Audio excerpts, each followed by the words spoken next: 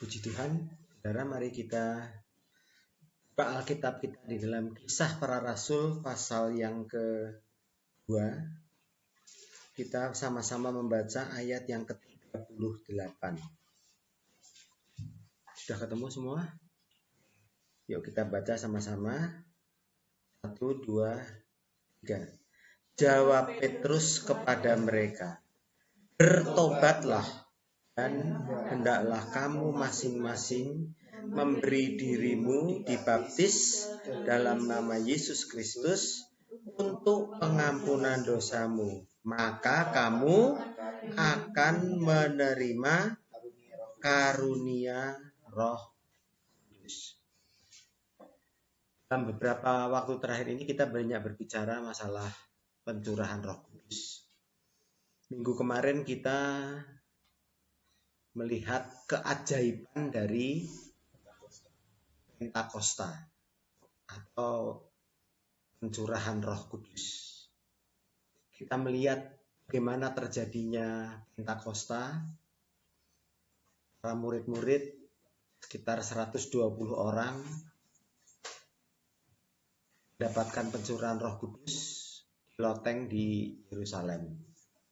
Dengar suara yang luar biasa seperti angin turun dari atas.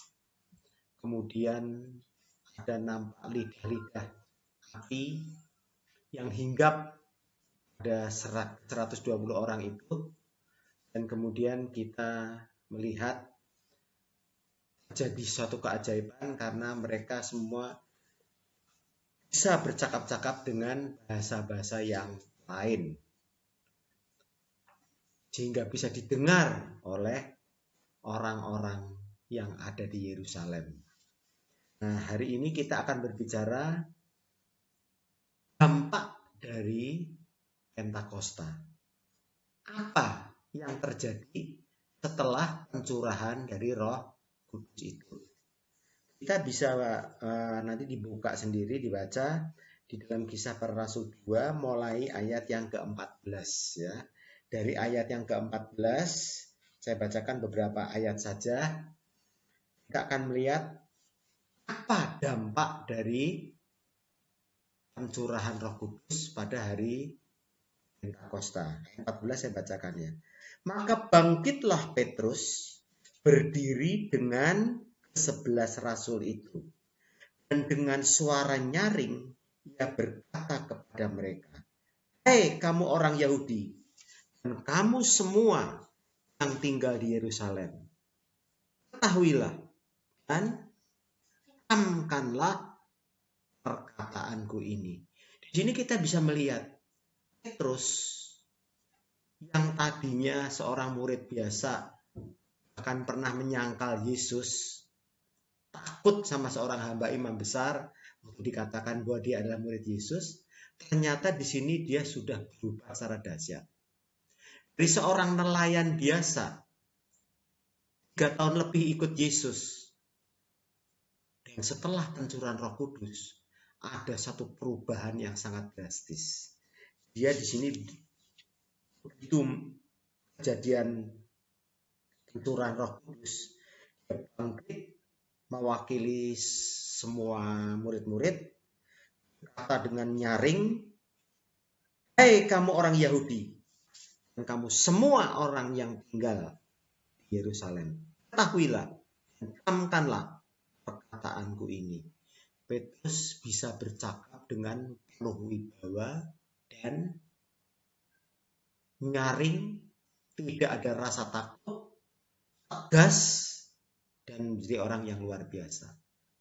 Dan dampaknya bisa kita lihat kalau kita membaca berikut-berikutnya, bagaimana dia mengutip nubuatan Nabi Yoel, mengutip Mazmur, nubuatan dari Daud, dan ayat yang ke-33 saya bacakan, bagaimana dia mengatakan sesuatu hal yang amat sangat penting.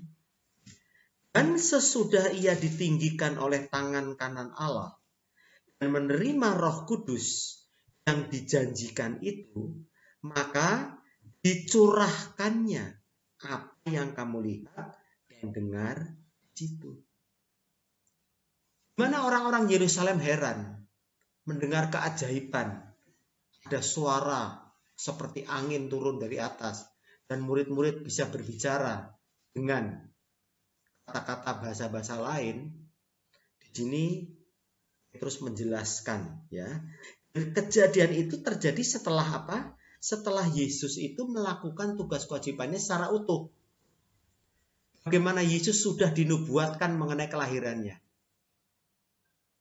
Bagaimana Yesus dilahirkan secara nyata di Bethlehem. Bagaimana Yesus mengajar murid-murid, membuat mujizat-mujizat. Bagaimana Yesus akhirnya mati di atas kayu salib, menebus dosa. Bagaimana Yesus dikubur, kemudian Yesus bangkit. Waktu bangkit juga terjadi sesuatu yang luar biasa. Terus kemudian bagaimana ia menampakkan diri berulang-ulang selama 40 hari. Dan kemudian dia terangkat ke sorga. Dan setelah terangkat ke sorga, memerintahkan murid-muridnya menunggu di loteng di Yerusalem, jadi pencurahan Roh Kudus. Di sini kita bisa melihat perubahan yang luar biasa secara drastis dari Petrus. Dan kemudian tadi kita sudah baca ayat yang ke-38, dari ayat 37 saya bacakan terlebih dahulu. Ketika mereka mendengar hal itu, hati mereka sangat terharu. Lalu mereka bertanya kepada Petrus dan rasul-rasul yang lain, apakah yang harus kami perbuat, saudara-saudara? Jawab Petrus kepada mereka, bertobatlah dan hendaklah kamu masing-masing memberi dirimu dibaptis dalam nama Yesus Kristus untuk pengampunan dosamu. Maka kamu akan menerima apa? Karunia Roh Kudus. Dan kalau kita baca lebih lanjut lagi, ayat yang ke-41, ya, dari Kisah Rasul 2, orang-orang yang menerima perkataannya itu memberi diri dibaptis, dan pada hari itu jumlah mereka bertambah kira-kira 3.000 jiwa. Jadi di sini kita bisa melihat perwujudan dari kata-kata Yesus waktu dia memanggil Petrus, Andreas, Yohanes, dan Yakobus waktu mereka masih menjala ikan, dan Tuhan menjanjikan apa? Mereka penjala ikan akan dijadikan penjala manusia.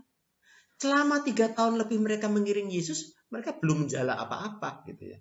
Walaupun banyak orang yang mengikuti mereka, tapi mereka mengikuti hanya karena melihat mujizat-mujizat. Tapi setelah pencurahan Roh Kudus, pada hari itu jumlah mereka bertambah kira-kira 3.000 jiwa. Ini adalah suatu hal yang amat sangat luar biasa. Bahkan di Kisah Rasul 4, ya, ayat yang ke-4, tetapi di antara orang yang mendengar ajaran itu banyak yang menjadi percaya, sehingga jumlah mereka menjadi kira-kira 5.000 orang laki-laki. Jadi setelah pencurahan Roh Kudus, setelah Pentakosta, terjadi sesuatu yang luar biasa. Petrus dan murid-murid yang lain berubah secara dahsyat. Akibatnya juga secara luar biasa. Dampaknya terjadi hal yang sangat luar biasa. 3.000 orang bertobat. Berapa lama? 5.000 dan seterusnya sampai sekarang ini. Nah, hari ini kita akan belajar dampak daripada Pentakosta, ya. Di Pentakosta yang begitu ajaib, sangat nyata, real, ternyata juga mempunyai dampak yang luar biasa. Bahkan dampaknya itu pada pelaku yang mendapatkan Roh Kudus, juga kepada orang-orang yang mendengar. Ya. Jadi kita di sini kita akan melihat perubahan yang drastis yang terjadi pada Petrus merupakan dampak dari pencurahan Roh Kudus yang terjadi setelah apa? Setelah satu proses panjang yang utuh. Waktu Yesus lahir tidak cukup hanya sekedar Yesus lahir. Kemudian bagaimana Yesus besar, bagaimana Yesus mengajar, bagaimana Yesus mati, bagaimana Yesus dikubur, bagaimana Yesus bangkit, bagaimana Yesus menampakkan diri berulang-ulang, dan bagaimana Yesus terangkat ke sorga disaksikan oleh banyak orang. Dan pada waktu pencurahan Roh Kudus secara utuh, itu semua itu baru terasa. Jadi kalau kita ini sebagai orang percaya ingin mendapatkan sesuatu yang luar biasa di dalam diri kita, sekaligus mempunyai dampak kepada orang-orang di sekitar kita, kita harus mengikuti seperti ini. Sekarang ini ada banyak orang-orang percaya merasa sudah penuh Roh Kudus. Aku punya Roh Kudus, Roh Kudus sudah dicurahkan. Tapi apakah ada perubahan drastis dari hidup kita yang lama dengan yang baru? Bagaimana dengan orang-orang yang di sekitar kita? Adakah mereka merasakan dampak dari pencurahan Roh Kudus yang mengubah hidup kita? Sepertinya kok belum ya. Mengapa demikian? Semua ini terjadi ternyata merupakan satu rentetan yang utuh. Dari nubuat-nubuat para nabi. Kemudian dinyatakan dengan kelahiran Yesus. Sampai pencurahan Roh Kudus secara utuh.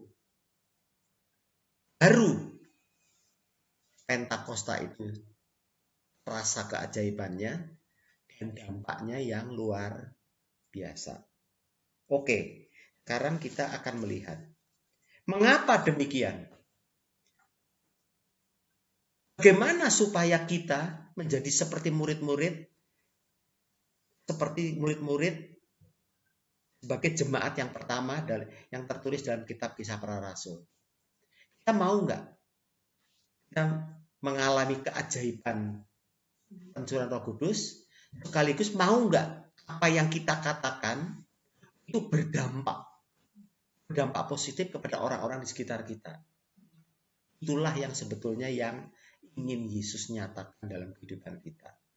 Apa artinya kita percaya Yesus kalau mati masuk surga, tetapi tidak punya dampak pada orang-orang di sekitar kita? Di dalam dunia ini ada banyak miliaran manusia, banyak yang belum mengenal Yesus. Ada juga hanya mengenal Yesus. Tetapi apa dampak dari pencurahan Roh Kudus? Apa dampak dari kelahiran Yesus? Yuk, hari ini kita akan belajar bagaimana supaya hidup kita di dalam dunia ini betul-betul punya dampak. Mau ya punya dampak ya? Oke. Mengapa? Gimana pencurahan Roh Kudus itu bisa mempunyai dampak di dalam kehidupan kita? Yang pertama, kita harus tahu terlebih dahulu. Roh Kudus itu sudah ada dari sejak dulu. Karena Roh Kudus itu juga Allah sendiri. Allah adalah Roh. Waktu penciptaan dalam Kejadian 1 ayat 1, ada Roh Kudus nggak? Ada. Dikatakan Roh Allah melayang-layang. Berarti sudah ada. Zaman manusia dicipta, ada Roh Kudus enggak? Waktu zaman nabi-nabi, ada Roh Kudus enggak? Ada.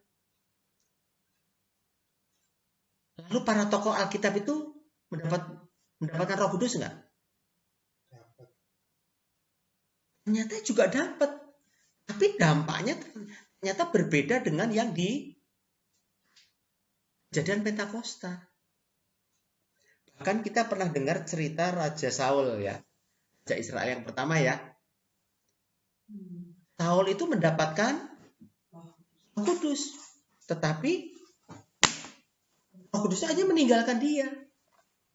Sampai akhirnya dipilih Daud. Jadi di sini kita bisa melihat Coba yuk kita buka 1 Samuel pasal yang ke-16. Mulai ayat yang ke-14. Jadi Roh Kudus kan sudah ada dari dulu. Kenapa dampaknya berbeda dengan sekarang? 1 Samuel pasal yang ke-16. Saya bacakan ayat yang ke-14. Mulai ayat yang ke-14. Sudah ketemu ya? Tetapi roh Tuhan telah mundur daripada Saul. Dan sekarang ia diganggu oleh roh jahat yang daripada Tuhan. Loh. Lalu berkatalah hamba-hamba Saul kepadanya, ketahuilah roh jahat yang daripada Allah mengganggu engkau. Ada dampak enggak? Waktu Saul memiliki roh Tuhan. Waktu roh Tuhannya keluar, orang-orang di sekitarnya merasakan enggak? Saya ulangi. Tetapi roh Tuhan telah mundur daripada Saul. Dan sekarang ia diganggu oleh roh jahat yang daripada Tuhan. Lalu berkatalah hamba-hamba Saul kepadanya, ketahuilah roh jahat yang daripada Allah mengganggu engkau. Jadi Saul sewaktu mendapatkan roh Tuhan, dia punya dampak enggak? Terasa oleh orang-orang sekitarnya. Tapi ternyata roh kudusnya, roh Tuhannya mundur. Hamba-hambanya bilang, sekarang roh jahat yang daripada Allah mengganggu engkau. Di sini kita bisa melihat. Lalu apa bedanya dengan pencurahan Roh Kudus? Yang namanya Daud dipenuhi Roh Kudus enggak? Waktu dia melakukan zina sama Batseba, rohnya pergi. Abraham, Yusuf, semua manusia. Lalu apa bedanya pencurahan Roh Kudus dengan orang-orang tokoh-tokoh Alkitab zaman Perjanjian Lama sebelum pencurahan Roh Kudus? Jadi di sini kita harus bisa melihat. Bahkan sampai sekarang pun kalau kita akui, orang-orang percaya Yesus, orang-orang yang mendapatkan katanya punya Roh Kudus, ternyata belum punya dampak. Mungkin ya hanya dampak sedikit-sedikit saja.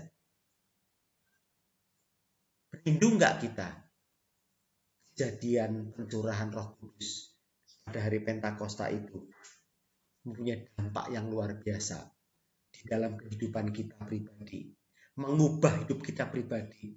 Mungkin kita dulu menyangkal seperti Petrus, tapi kemudian sekali khotbah bisa 3.000 orang bertobat. Kan kalau kita membaca di bagian-bagian berikutnya, ya, misalnya di dalam Kisah Para Rasul pasal yang ketiga, ayat 1-10, Petrus menyembuhkan orang lumpuh. Terus kita bisa melihat bagaimana Petrus berjalan, bayangannya bisa kena sama orang sakit, orang sakitnya gimana? Sembuh. Begitu luar biasa. Apakah kita tidak merindukan kondisi seperti itu? Bagaimana kita memiliki dampak? Tentu ada yang tidak beres dalam semuanya itu. Jadi kita ini harus tahu mengapa zaman Perjanjian Lama Raja Saul mendapatkan Roh Kudus, kemudian Roh Kudusnya mundur. Kira-kira waktu kejadian di mana manusia masih Adam dan Hawa kemudian punya anak Kain dan Habel. Nah apa? Persembahan Kain ditolak, tapi persembahan Habel diterima. Kira-kira kena apa? Kira-kira Habel punya Roh Kudus enggak?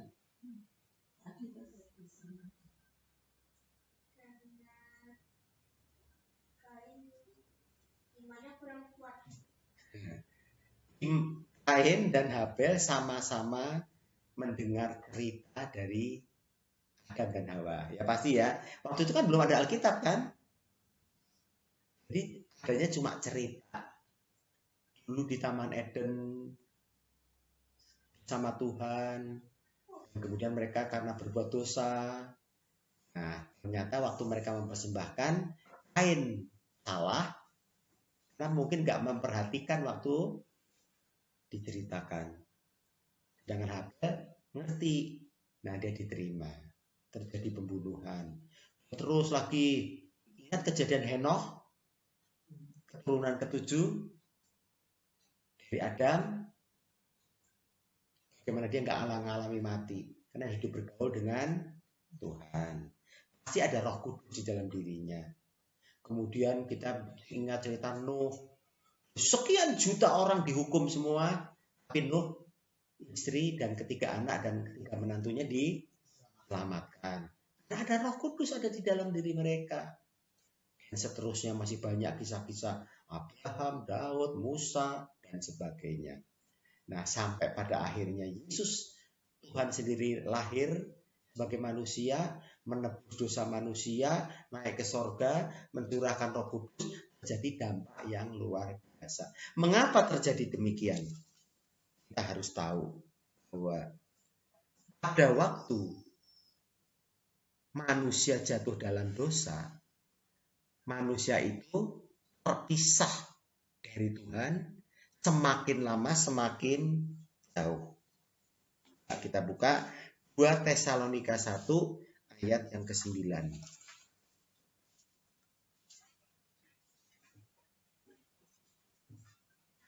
2 Tesalonika 1 ayat 9.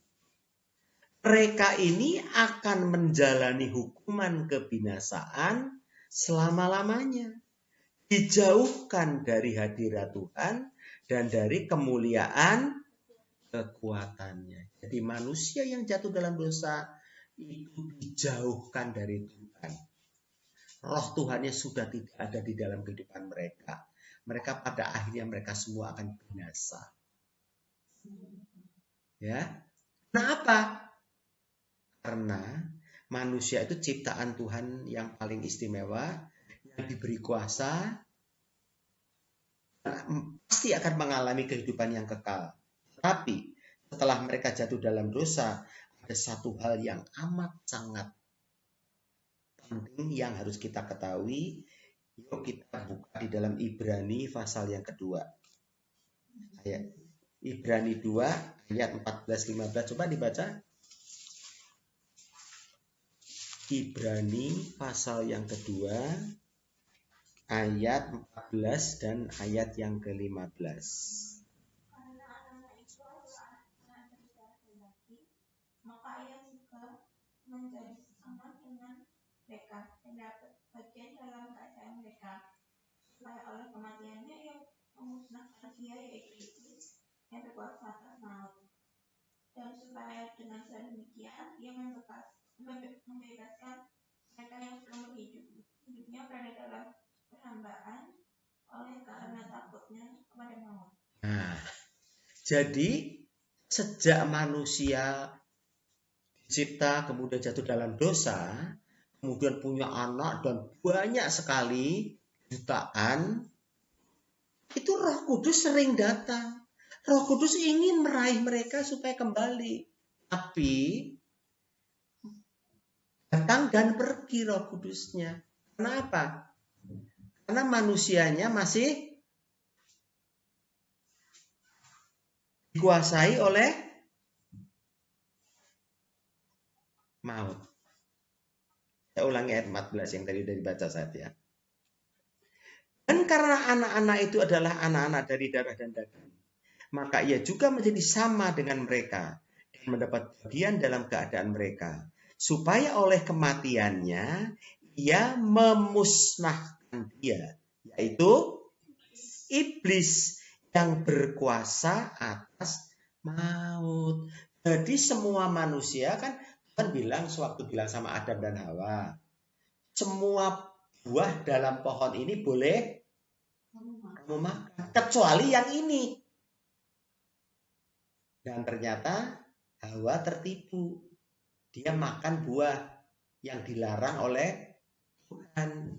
Tuhan bilang kalau kamu makan buah ini kamu akan mati. Artinya tidak hidup tanah terkutuk, hidup dalam kesulitan sampai sekarang ini, hidup di dalam kesulitan. Karena apa? Karena ada kuasa kematian, kuasa maut. Dan kekuasaan maut itu dipegang oleh siapa?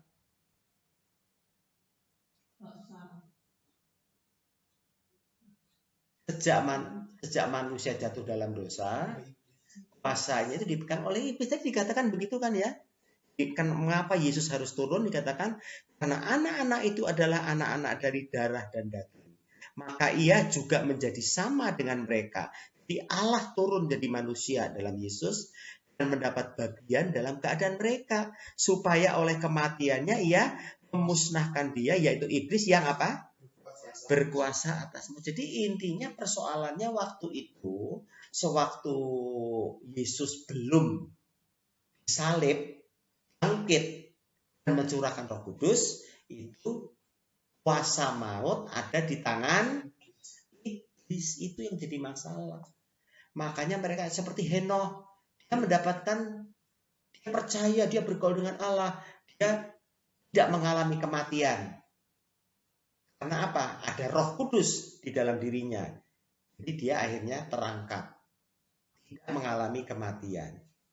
Yang lain-lainnya yang mendapatkan Roh Kudus siapa saja? Misalnya Nuh, misalnya Abraham, misalnya Daud. Mereka mati juga kan? Ya karena apa? Karena kuasa maut itu masih di tangan iblis.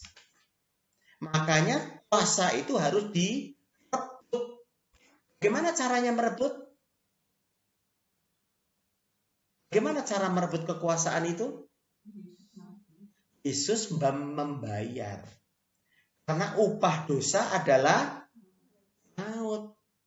Jadi setelah manusia semua berbuat dosa, upahnya pasti maut.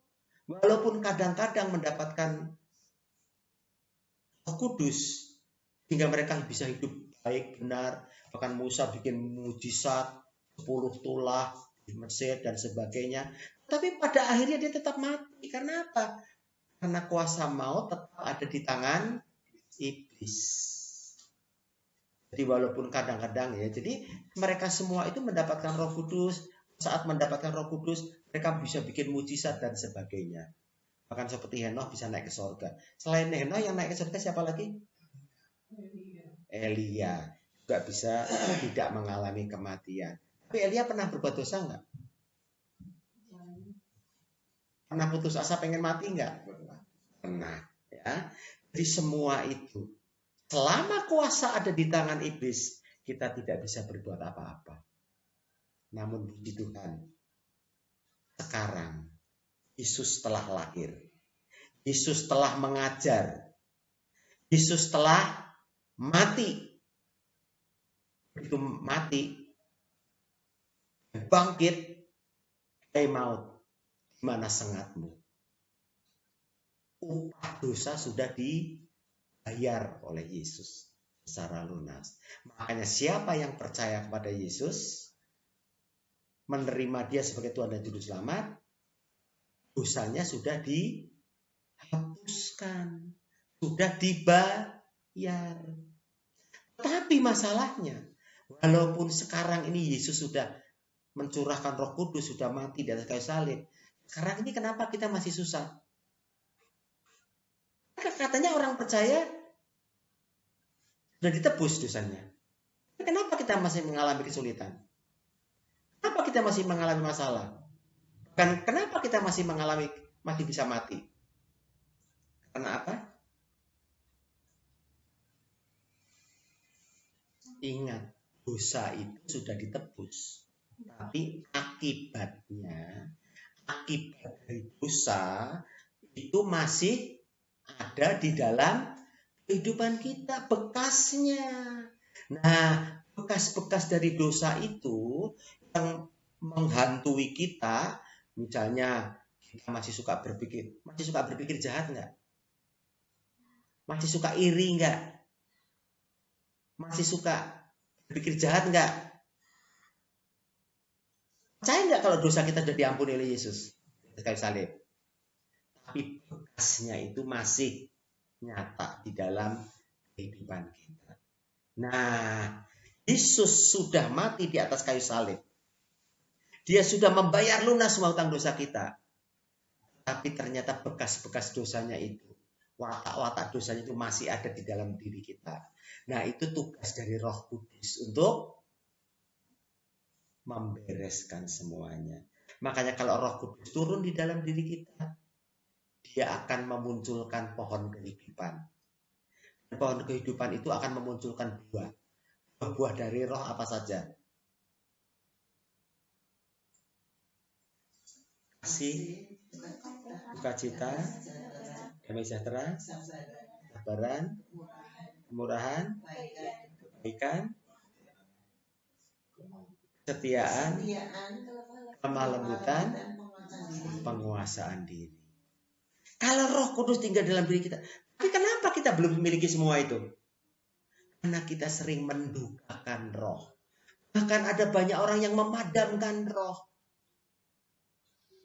Kalau kita mengizinkan Roh Kudus untuk tetap masuk, kita taat pada perintah-perintahnya, dia tidak akan hanya mengunculkan buah, dia akan memberikan karunia roh.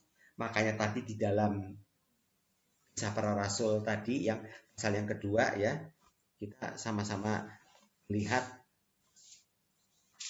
di ayat yang ke-38, jawab Petrus kepada mereka, bertobatlah dan hendaklah kamu masing-masing memberi dirimu dibaptis dalam nama Yesus Kristus untuk apa? Pengampunan dosa. Dan setelah pengampunan dosa, maka kamu akan menerima karunia Roh Kudus. Jadi, penting nggak pencurahan Roh Kudus? Cukup toh kalau kita percaya Yesus. Yesus sudah mati di atas kayu salib. Cukup kan? Kita sudah dihapus. Pengampunan dosa iya. Tapi bekas-bekas dosa membuat pikiran kita, mulut kita, mata kita, telinga kita, hati kita dipenuhi oleh Roh Kudus. Kita akan menerima karunia Roh Kudus. Yesus itu ternyata tidak cuma mati di atas kayu salib saja mengampuni dosa, tetapi dia juga, yuk kita buka dalam kitab Wahyu pasal yang pertama.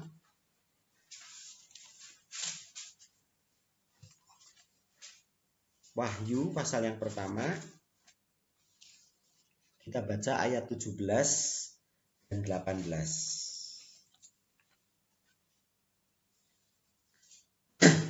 Pak, yang bisa bacakan Wahyu 1 ayat 17 dan 18? Ketika aku melihat dia, tersungkurlah aku di depan kakinya, sama seperti orang yang mati. Tetapi ia meletakkan tangannya di atasku, lalu berkata, jangan takut, aku adalah yang awal dan yang akhir. Dan yang hidup aku sangat mati, namun lihatlah, aku hidup sampai selama-lamanya, dan aku memegang segala kunci maut dan kerajaan maut. Ya, di sini Yohanes, Rasul Yohanes melihat perwujudan Yesus dan dia takut. Karena di sini Yesus sudah bukan lagi sebagai manusia yang sederhana, sebagai anak domba, tetapi dia sebagai singa dari suku Yehuda, penuh kuasa. Ya. Ketika aku melihat dia, tersungkurlah aku di depan kakinya, sama seperti orang yang mati. Tetapi ia meletakkan tangan kanannya di atasku lalu berkata, jangan takut, aku adalah yang awal dan yang akhir. Dan yang hidup, aku telah mati. Namun lihatlah, aku hidup sampai selama-lamanya. Jadi kembali pada hidup kekal. Dan aku memegang segala kunci maut dan kerajaan maut. Yang tadinya dalam Ibrani 2 itu dikatakan dikuasai oleh iblis, sudah direbut waktu di Golgota. Jadi waktu Yesus di Golgota mati, kemudian bangkit. 3 hari kemudian, kunci maut, kerajaan maut ada di tangan Tuhan. Makanya sewaktu dia telah menampakkan diri naik ke sorga, mencurahkan Roh Kudus, itu kuasanya, jadi Roh Kudus sudah dicurahkan. Dan iblis walaupun masih ada, dan iblisnya juga belum dihukum, masih ada, masih mengganggu kita di dalam dunia ini, tetapi dia sudah tidak punya kuasa. Makanya di dalam surat Petrus dikatakan iblis itu mengaum-ngaum seperti singa dan hendak menerkam orang yang bisa diterkamnya, cuma mengaum. Jadi di sini kita bisa melihat bagaimana pencurahan Roh Kudus itu, asa maut sudah tidak ada, Roh Kudus sudah dicurahkan. Sekarang tergantung kita, mau nggak kita menerima Roh Kudus? Mau nggak kita mengizinkan Roh Kudus tinggal di dalam kita, di dalam pikiran kita? Tapi ingat, Roh Kudus itu nggak mau di dalam diri kita. Kalau di dalam diri kita masih ada apa?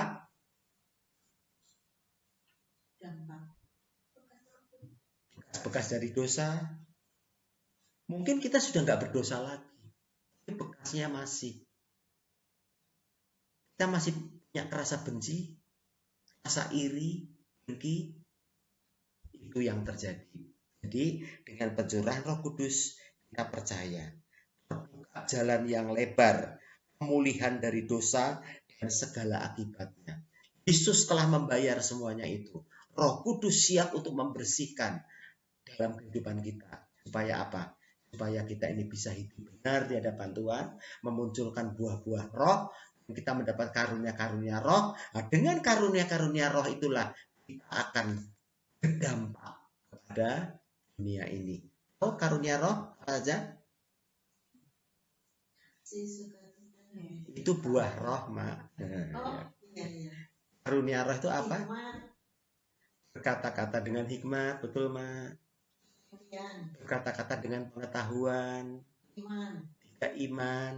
4 Yamaton, kuasa menyembuhkan, mujizat, jadi bisa bikin mujizat ya, punya dampak. Kemudian bernubuat, kemudian bisa membedakan roh. Kenapa? Kalau dulu roh Tuhan itu terang, roh itu gelap. Sekarang iblisnya juga nyamar sebagai malaikat terang. Maka kita harus bisa membedakan. Setelah itu bisa berkata-kata dengan bahasa-bahasa lain sesuai dengan apa yang diperlukan, dan kita bisa menafsirkannya. Nah, itu adalah karunia-karunia roh yang Tuhan akan berikan, dan itu terjadi pada waktu jemaat mula-mula seperti Petrus, bisa bayangannya aja bisa menyembuhkan orang sakit, bisa membangkitkan orang. Terus membangkitkan orang mati siapa? Siapa yang dibangkitkan oleh terus? Tabita alias Dorcas. Mau kita mengalami memberi dampak pada dunia ini, kita harus tahu bahwa Yesus sudah menebus dosa kita, Roh sudah dicurahkan untuk menolong kita, dan kuasa maut sudah ditangani oleh Yesus. Tuhan memberkati. Yuk kita masuk di dalam doa.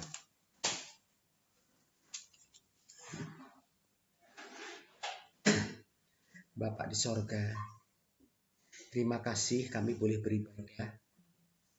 Kami boleh belajar daripada firman-Mu. Betapa kami mengucapkan syukur dan berterima kasih. Seharusnya kami ini dijauhkan daripada-Mu Tuhan, menuju pada kebinasaan, karena kami telah berbuat dosa melanggar firman-Mu. Namun kami boleh bersyukur, Engkau sudah dinubuatkan akan datang. Bahkan Engkau sudah datang. Engkau lahir. Engkau mengajar. Engkau mati di atas kayu salib. Bukan mati untuk selamanya, tapi bangkit mengalahkan maut. Engkau menampakkan diri untuk membuktikan bahwa Engkau hidup. Hidup dalam tubuh kemuliaan. Engkau bisa masuk ke ruangan tanpa membuka pintu. Dan Engkau naik ke sorga untuk mencurahkan Roh Kudus. Engkau tahu dosa kami sudah ditebus. Tetapi kami yang tinggal di dalam dunia ini Tuhan, masih memiliki bekas-bekas dampak-dampak dari dosa. Dan Roh Kudus yang sudah dicurahkan secara tak terbatas akan tinggal diam, memunculkan buah-buah roh dan memberikan karunia-karunia roh. Dan dengan karunia-karunia roh itulah kami berdampak. Karena kami bisa berkata-kata dengan hikmat. Kami bisa berkata-kata dengan pengetahuan. Kami memiliki iman yang memindahkan gunung. Kami punya kuasa menyembuhkan orang-orang sakit. Bahkan kami diberi kekuatan untuk membuat mujizat. Kami bisa bernubuat bicara tentang waktu yang akan datang. Dan kami bisa membedakan berbagai macam roh di dalam dunia ini. Kami bisa berkata-kata dengan bahasa-bahasa yang lain dan menafsirkannya. Dengan semua karunia-karunia roh ini Tuhan, kami akan memiliki dampak yang luar biasa. Terima kasih Bapa di sorga. Terima kasih Tuhan Yesus. Terima kasih Roh Kudus. Jalan sudah terbuka. Karena Engkau sudah menyelesaikan tugasmu. Sambil menantikan janjimu yang terakhir. Di mana Engkau akan datang kembali yang kedua kalinya kelak. Dan puji Tuhan. Sambil kami menantikan kedatanganmu yang kedua kali. Engkau telah mencurahkan Roh Kudus. Dan janji untuk menyertai kami senantiasa sampai akhir zaman. Mari Tuhan, mampukanlah kami memahami semua rencanamu ini. Mampukanlah kami memiliki dampak pada orang-orang di sekitar kami.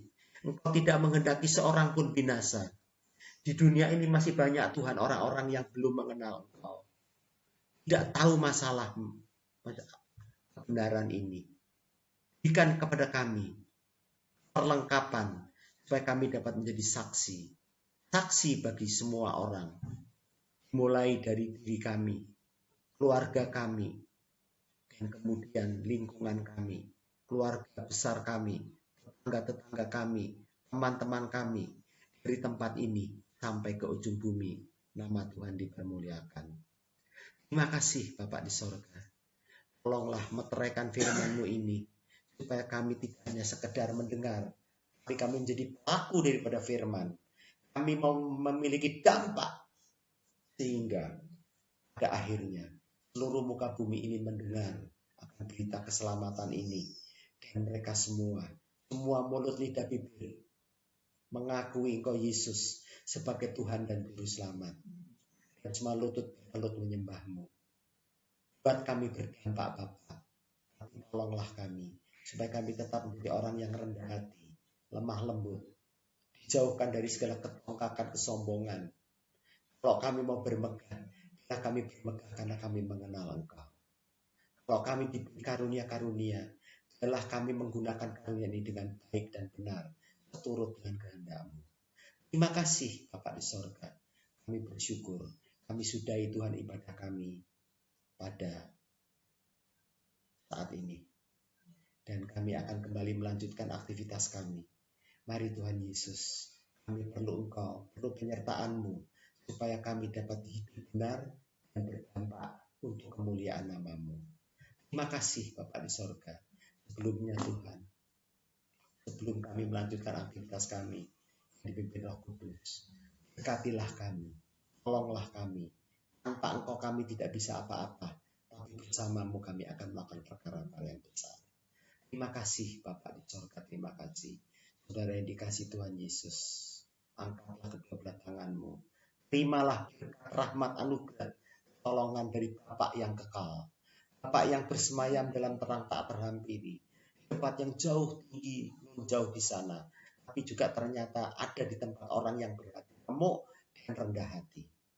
Dan Bapa itu begitu nyata di dalam Yesus yang telah mati di atas kayu salib. Secara nyata menebus dosa-dosa kami, bahkan naik ke sorga mencurahkan Roh Kudus. Roh Kudus itulah yang terus memimpin kami. Di dalam nama Tuhan Yesus kami terima berkat-Mu dan kami siap untuk berdampak di dunia ini. Haleluya, puji Tuhan. Amin. Tuhan memberkati.